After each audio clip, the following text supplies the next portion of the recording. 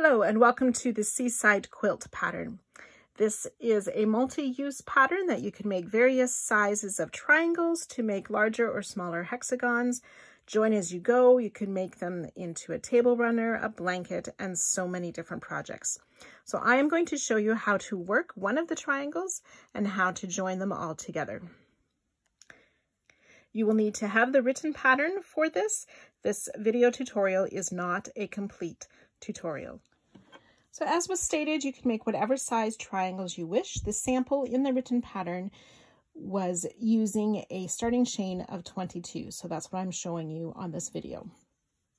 You're going to make your 22 or your starting chain, and then starting in the second chain from the hook, you'll single crochet in each chain across. So you can go ahead and complete that now.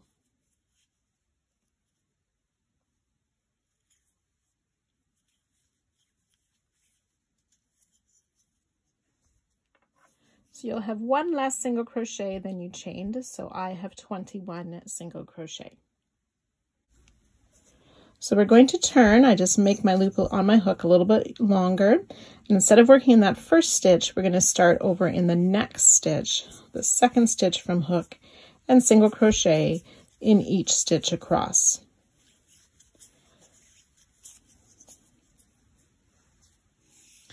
So you'll have one less single crochet than the previous row, so I have 20 single crochet. So you will continue each row for this triangle until you have one stitch remaining. So for mine, that will be 21 rows, so one less row from your beginning chain. So you can go ahead and do that now, remembering after you turn, you don't work the first stitch, you start in the second stitch. So you can go ahead and complete all rows for this first triangle, and I'll meet you at the end of our last row. I've completed my 21 rows for my triangle. This was our first row here, our starting row.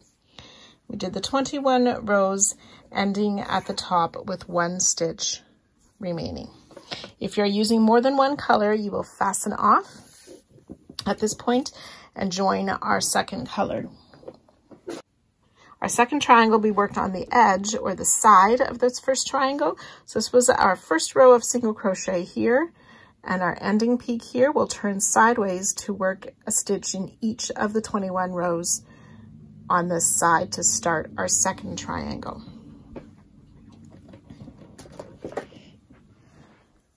So I ended with this last stitch of the blue for my first triangle. I have joined with a single crochet around the post or the edge of that triangle. So we want to make a single crochet the end of each row of our first triangle.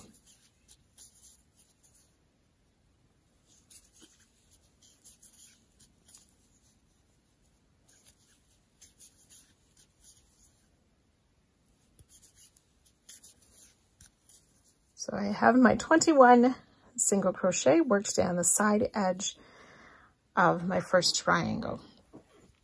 So then we just work the rows in the same way we did the previous triangle. So you turn, you skip that first stitch, single crochet in the next and each of the remaining stitches across.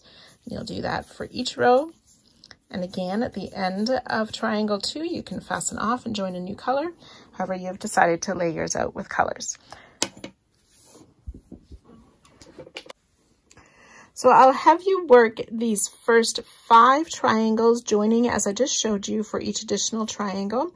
And then I will meet you for the 6th triangle to show you how to join to the first triangle as well. So I've worked my 5 complete triangles and joined them as I showed you for the second triangle onto the first triangle. So we have 5 joined. I've also done my first row of triangle number 6. You work back the same way we did, join at this far edge, work the 21 single crochet across. Then we turn to work row 2. We want to pull this loop through the second unused loop for that second chain of our foundation row of the very first triangle. So I insert my hook, pull that through, and then ready to skip that first stitch and start my single crochet for my second row. So each time you come to the even numbered, that's rows 2, 4, 6, and 8, before you begin that, you will pull the loop through, join you as you go. So you'll skip this next stitch and join in the 4th stitch of the triangle on row 4. You can see from the front how they're connected then together. So I've worked row 3, I've turned my work ready for row 4. I removed the loop from my hook. We're going to skip that one chain, insert hook in the next chain, pull that loop through, skip that first stitch, start single crocheting back down the row for row 4. So you'll continue to work all the rows of the triangle 6, joining as you go to this first triangle, and I'll meet you just at the end of that. So I have finished all the join as you go. This is my last row. I have 1 single crochet. To make a neat finish, we're going to remove that loop from their hook and then insert in this first triangle, just in this side edge, and pull that loop through. So the side edge of the very first stitch, pull the loop through, and then fasten off to join the final stitch or loop. And that is how you work these hexagons. So to make several hexagons, you will follow the same procedure, but you will join the hexagons as you go in the same way we did the 6th triangle. So where we remove the loop, pull it through. You would do that on the odd number rows, 1, 3, 5, and so on, as you're joining to the other hexagon.